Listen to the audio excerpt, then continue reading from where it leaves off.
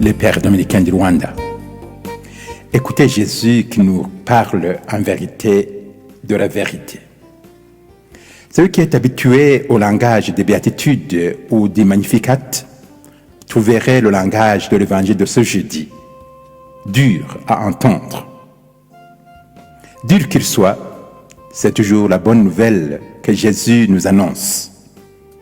Jésus parle en vérité et il parle de la vérité. Si Jésus a parlé à ses docteurs de la loi en adoptant un langage dur, c'est parce qu'il est préoccupé par leur salut, qu'il voudrait les ramener à leur responsabilité devant la société et devant Dieu. C'est donc par amour qu'il parle un langage qui choque pour les secouer, les réveiller et les éveiller à l'amour de Dieu. C'est par amour que Jésus nous parle en vérité et de la vérité, même quand cela nous fait mal, au point de l'en vouloir. Qu'apprendre donc de ce langage de la vérité de Jésus? 3 choses principalement.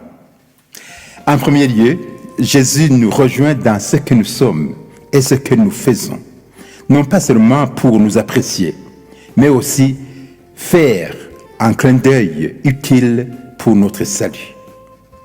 Il nous invite à jeter un regard sur ce que nous sommes, ce que nous faisons, sur nos manquements, pour nous inviter à nous ressaisir afin de retrouver la vie du bonheur en Dieu.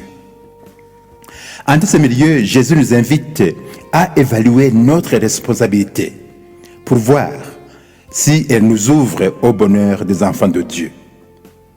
Il s'agit de nous demander si nous faisons la volonté de Dieu, si nous faisons des choses pour lesquelles Jésus pourrait nous dire « Heureux êtes-vous », des choses qui plaisent à Dieu.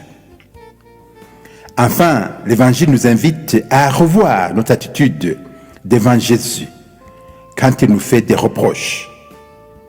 Comment répondons-nous quand Jésus nous interpelle?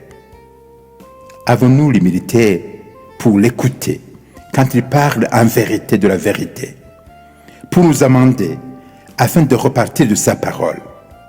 Ces scribes et pharisiens qui se sont mis à harceler Jésus en cherchant à le faire tomber, c'est nous-mêmes, dans nos différentes responsabilités, que Dieu nous a confiées, mais que nous accomplissons à la manière humaine. Demandons à Dieu d'augmenter à nous la foi, pour que nous puissions écouter son Fils, qui nous parle de la vérité en vérité.